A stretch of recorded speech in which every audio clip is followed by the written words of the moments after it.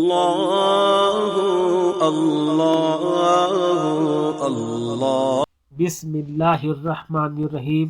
السلام علیکم پیارے دوستوں، آج ہم ایسی سرزمین کے بارے میں بتائیں گے جسے مسلم اتہاس اور حدیثوں میں ملک شام کہا گیا ہے، جسے آج سیریا کے نام سے جانا جاتا ہے۔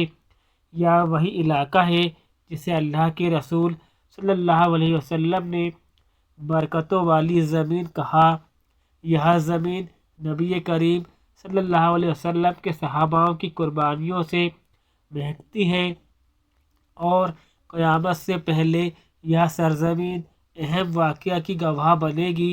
پیارے دوستوں، آج ہم جانیں گے کہ سیریا یعنی ملک شام کا اسلام سے کیا رشتہ ہے، سیریا میں پیش ہو چکی اور ہو رہی ایتہاسک گھٹنائیں جو اسلام سے جڑی ہوئی ہیں، وہاں کے موجودہ حالات اور اس سے امت مسلمہ کو سیکھنے والے سبق اور وہ حدیثیں اس سرزمین کے مستقبل کی طرف اشارہ کرتی ہیں، اور پیارے آقا صلی اللہ علیہ وسلم نے اس مقدس زمین کے بارے میں کیا ارشاد فرمائے تھے۔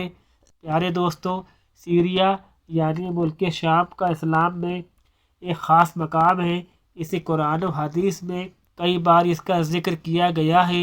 قرآن میں سورہ بنی اسرائیل اور سورہ سبا میں شام کی سرزمین کو مبارک کہا گیا ہے۔ اللہ تبارک و تعالیٰ فرماتا ہے، ہم نے اسے اور اس کے آس پاس کی سرزمین کو برکت دی۔ یہ علاقہ حضرت ابراہیم علیہ السلام، حضرت موسیٰ علیہ السلام، حضرت عیسیٰ علیہ السلام اور بھی نبیوں سے جڑا ہوا ہے۔ حضرت یحییٰ علیہ السلام اور حضرت زکریا علیہ السلام نے یہیں پر دین کی دعوت دی تھی۔ رسول اللہ صلی اللہ علیہ وسلم نے ارشاد فرمایا، یا اللہ ہمارے شام اور یمن میں برکت دے۔ حضرت محمد مصطفیٰ صلی اللہ علیہ وسلم کا ایک اور فرمان ہے کہ جب فتنے پھیلے تو شام یعنی سیریا کی اور رہو، کیونکہ یہ زمین اللہ کی چنی ہوئی زمین ہے اور وہاں کے لوگ اس کے چنے ہوئے بندے ہیں۔ پیارے دوستوں، ملک شام سے جڑے ہوئے کچھ ایسے واقعات قیامت سے پہلے ہونے والے ہیں، جیسے کہ دمشق کی سفید مینار کے پاس حضرت عیسیٰ علیہ السلام کا اترنا، دجال کا خاتمہ اور غزوہ ہند کا آغاز بھی اسی علاقے سے ہوگا۔ آخری دور میں مسلمانوں کا سب سے مضبوط گڑھ شام یعنی سیریا کی سرزمین ہوگا۔ پیارے دوستوں، کئی صحابیوں نے شام کی سرزمین کے لیے اپنی جانوں کی قربانیاں دی۔ حضرت ابو عبیدہ بن جراح رضی اللہ تعالی عنہ اور حضرت خالد بن ولید رضی اللہ تعالی عنہ جیسے بہادر یودھاؤں کی قبریں بھی یہیں پر ہیں۔ شام کی سرزمین کا اتہاس ہمیں اسلامی سنگھرشوں کی یاد دلاتا ہے۔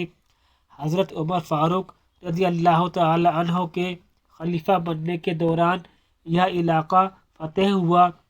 حضرت خالد بن ولید نے دمشق کو اسلام کے تحت لانے میں اہم بھومکا نبھائی۔ بنو امیہ کے دور میں دمشق اسلامی سلطنت کی راجدھانی بنا۔ یہ وقت اسلام کی ترقی اور طاقت کا پرتیک تھا۔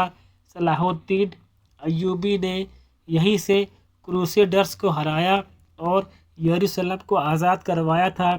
یہ علاقہ 400 سال تک عثمانیہ سلطنت کا حصہ رہا اور تب اسے شانتی اور ترقی کا دور دیکھنے کو ملا، لیکن اسلامی ایکتا کے ختم ہوتے ہی یہ علاقہ دشمنوں کا شکار بن گیا۔ یہی وجہ ہے کہ آپ لوگ دیکھیں گے کہ زیادہ تر کتابوں میں اور خاص کر مسلمانوں کی کتابوں میں جب بھی ملک شام یعنی سیریا کی بات کی جاتی ہے تو اس کا مطلب اور اس سے مراد صرف وہی ایریا نہیں ہوتا جو کہ آج کے دور میں سیریا کا حصہ ہے، بلکہ وہ سارا حصہ جو آج کے دور میں لیبنان کہلاتا ہے، فلسطین کہلاتا ہے اور تو اور جارڈن بھی کہلاتا ہے، کیونکہ کسی دور میں यहाँ तमाम इलाकों को ही मुल्क शाम कहा जाता था। प्यारे दोस्तों, क़यामत की बहुत सारी निशानियाँ इस इलाके से जुड़ी हुई हैं। मिसाल के तौर पर हज़रत ईसा अलैहिस्सलाम का नुज़ूल भी इसी देश के मशहूर शहर दमिश्क की एक जामा मस्जिद की मीनार पर होगा। हज़रत इमाम मेहदी भी मदीने से इसी इलाके की तरफ हिजरत करेंगे और यहाँ पर पहुँचकर मुसलमानों की लीडरशिप भी संभालेंगे और दज्जाल जैसी भयानक और ख़तरनाक ताकतें भी इसी इलाके में आकर ही दम तोड़ेंगी।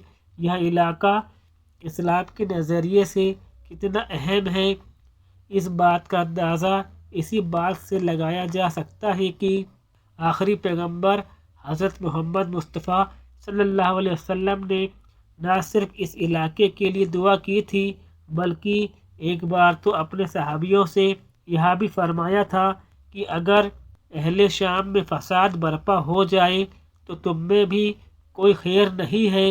बड़े बड़े मुस्लिम स्कॉलर दुनिया भर के मुसलमानों की बदहाली की वजह यही सीरिया की अशांति और हालात को ज़िम्मेदार बताते हैं। प्यारे दोस्तों, यदि आपको यह वीडियो पसंद आए तो वीडियो को लाइक और शेयर ज़रूर कीजिएगा।